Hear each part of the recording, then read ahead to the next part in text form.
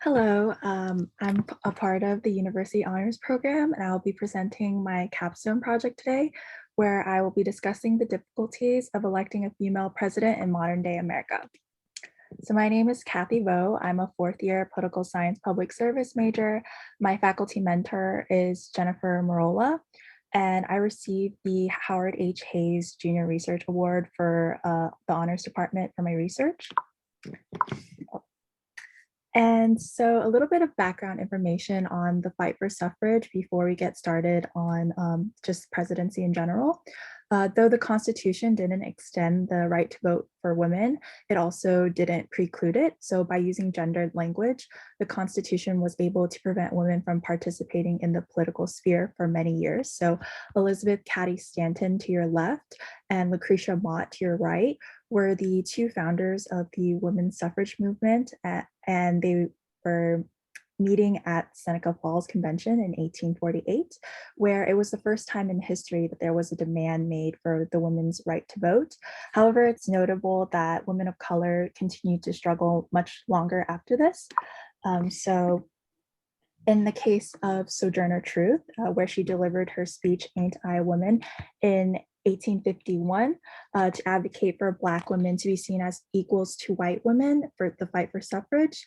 But nonetheless, Black women still viewed the suffrage movement back then as a way to move forward equality in the country, and were a major part of the fight for contribution for women's rights. The next two slides will also help us better understand the statistics that are kind of seen here about the 116th Congress. So in table one, sourced from the Center of American Women in Politics, we can see that there are 126 women serving on the 116th Congress today, and of which there are only 48 women of color. This includes Black, Latina, Asian, and Caribbean women. Overall, women of color constitute only 9% of Congress. Table one is specifically based on the 117th Congress as it depicts the racial representation of women in Congress today. And for the second slide, second table, we can see here that it gives us a closer look on the African-American women who participated or won the elections in 2020. When looking at Congress as a whole, we can see that Black women only constitute 16.2% of representatives. However, it's certainly interesting to look at how there were no Black female winners in the Republican Party, as demonstrated in table two as well. So now to touch on the literature review and theory that I used during my research. So for the main part, I looked at the 2016 election with Hillary Clinton and also Nancy Pelosi's rise. So I used Nicole M. Bauer's work, who focused on Hillary Clinton, and same thing with Nicholas Valentino and Melissa Deckman, who also talked about how masculinity and gendered beliefs in nationalism can affect the way that men view women in general when they run for positions of power, and also Pamela Paxton, who guided a lot of the research about the global perspective in my comparative case studies. So for my methodology, I compare cases in America, so Nancy Pelosi and Hillary Clinton, as mentioned, and cases abroad, so New Zealand's Prime Minister Jacinda Ardern and Taiwan's President Tsai Ing-wen. And I chose these cases because each were women who attracted worldwide attention during their campaigns. Furthermore, they were also very interesting to look at because they were able to successfully take control of their countries and also conquer the COVID-19 pandemic that we're currently experiencing much better than America has been able to. So to kind of start off with, one of the things that I discovered during my research, which is, the fact that sexism and gender bias is a prevalent factor for women who are running for political positions. At the root of the issue, research shows that women experience harsh stereotypes when it comes to their gendered roles and expectations. As a result, this impedes on people's expectations when it comes to their power or their ability to lead. So it kind of brings up the question of, why do skills and potential not outweigh the person's physical appearance and sex in America? Unsurprisingly, research concluded similarly to what Paxton and Dolan, to the people that I referred to earlier, that female candidates must work harder to prove that they are worthy and capable of holding a position such as presidency. And the stereotype that men are better than women as leaders has become so ingrained to society, it's very hard to even imagine that a woman can win here or even step up to the plate. And for table 3, here we see just how Americans view the percentages and the breakdowns of, do we actually think that we're ready for a female president? And as we see here, only 16% of Americans can firmly say and believe that they think that we are ready for a female candidate to come up and be a president. And this was taken during 2020. So this was the previous election. And so now to talk about another point that is very important is incumbent electoral success. So historically, there have been more male leaders that hold higher positions of power in the United States. As a result, this has built like a legacy for themselves, but also their family names. And people typically vote for a candidate that they're already familiar with or recognize. So this puts females at a disadvantage just because historically, as I mentioned in the beginning with the background information, there wasn't really a place for them in the political sphere. So through, the intersections of gender bias, name recognition, and incumbent electoral success, one may purely vote based on the socialization of her role or just how famous her competitor is in terms of family connections or popularity. So yes, now we're going to touch on just Congress in general, and this is where a lot of people who run for president start off with. So Congress. So in Senate, we can see that in the incumbency rates stays pretty constant during all these times periods. And you may think like, oh wow, like this is pretty constant. But actually, even when looking in the House incumbency rates, it's more than this. It's even more so, getting stronger usually per year. And so this kind of lets us know that the rate of re-election remains constant, and it doesn't really have an opening for newcomers, specifically women who are trying to gain positions of power in the United States. And it's not as easy for people who have been historically disadvantaged. So now we're going to kind of turn to the comparative case studies looking at American women versus women abroad.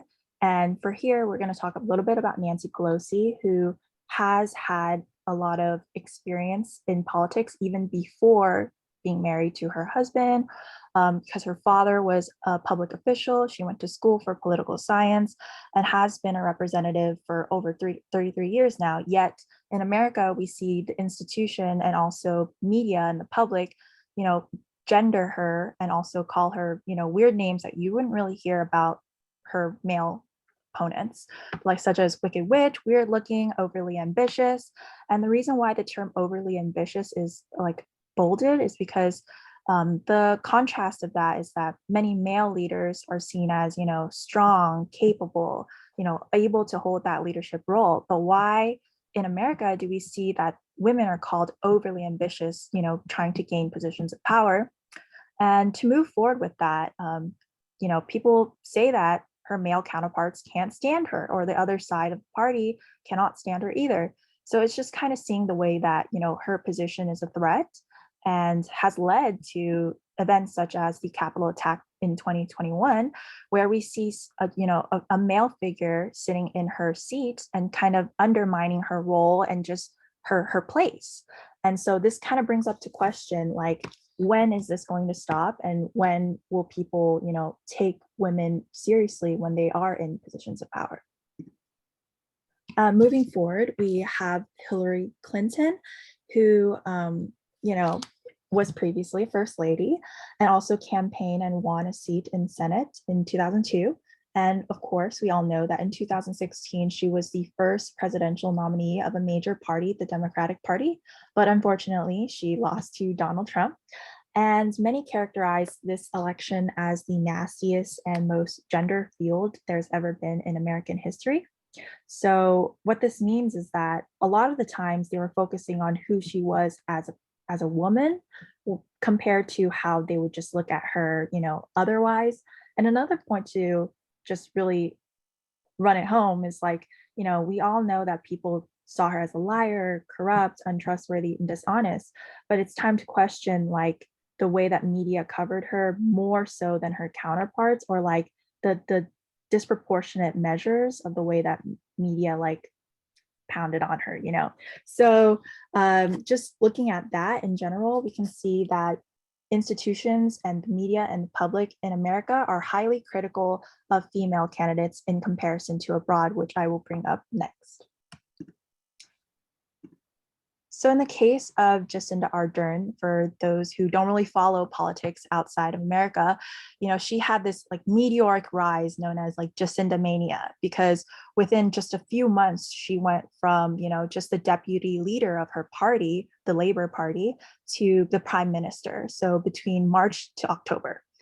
And not so long after that, she was able to, be the youngest female head of government, also give birth. So she, made another very great goal to achieve for a woman in office. And also, she's been able to conquer a lot of things that, her general public supports her of. So when she was coming up, people seen her as like authentic, relatable, non-traditional, honest.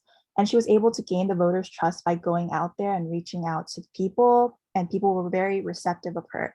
It was not very common to see people criticize her based on gender. So it's kind of described in the New Zealand context that there wasn't really a lot of harsh criticism on her based just on sexism or, the way that they're used to males being the leader. So yeah. And in Taiwan, President Tsai Ing-wen struggled a little bit more with her rise just because she had some very controversial opinions on gay marriage because she supported that. And she was also, somebody who supported green energy, but they were, highly criticizing her for the possibility of trying to switch over something that, is already working, but why do we want to switch over to green energy? So she wasn't very popular at first. However, during her first campaign, she didn't win, then she ran again. And during none of those times was she criticized on the basis of her gender. However, when she ran her second time, she stated that she was going to be a defender of Taiwan's sovereignty against China.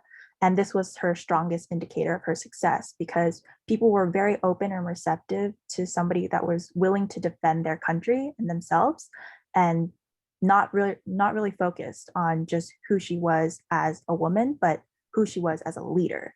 And so here we see the lack of public stigma that is commonly experienced by female candidates in America. And also the way that her counterparts would play on her gender was not present here either. Yes, so now just to briefly talk about the implications of America's 2020 election. As we all know, we now have room for growth because we have our first female vice president. And this was not the case when I first started my research. At the forefront, the people in the United States can't ignore that Kamala Harris has been chosen as the first woman of color to be the vice president of the Democratic Party. And also, this has been a very long awaited role for the African American community because their women have historically been the support of the Democratic Party without being rewarded until now. So basically at the beginning of this year, we see with her inauguration, she sends a very powerful message to women across the country that, Black women, South Asian women are here to stay. And moreover, just as a representative of the female group, she's earned herself at the seat of the most prestigious place in this country. And here, just a little bit of like a number to show that only 29 countries currently have a female leader serving as elected or appointed head of state or government as of March 2021. But another important point to kind of bring up is that America is not in this because we kind of boast about how, liberal, open-minded, and, welcoming we are, diverse we are, but yet we have yet to see a woman sitting at the highest seat of government. So in conclusion, we have a very long way to go, but it's clear that, a variety of things have affected the way that American government has adapted to the changing times. Incumbency rates have historically disadvantaged women. from rising to power. And it's also difficult to get to presidency without having any experience in politics. So it begins in Congress. And so the more that we become diverse in Congress, it's more likely for us to have a female president in the United States.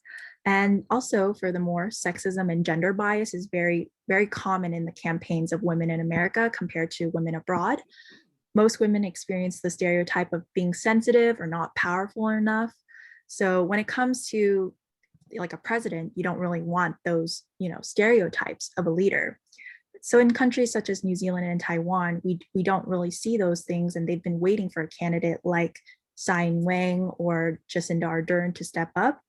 And so in the future, to push forward, we see women like Nancy Pelosi and Hillary Clinton in America trying to, break that barrier for us. And very good. That's all. Thank you so much, Cathy, for that dramatic and stimulating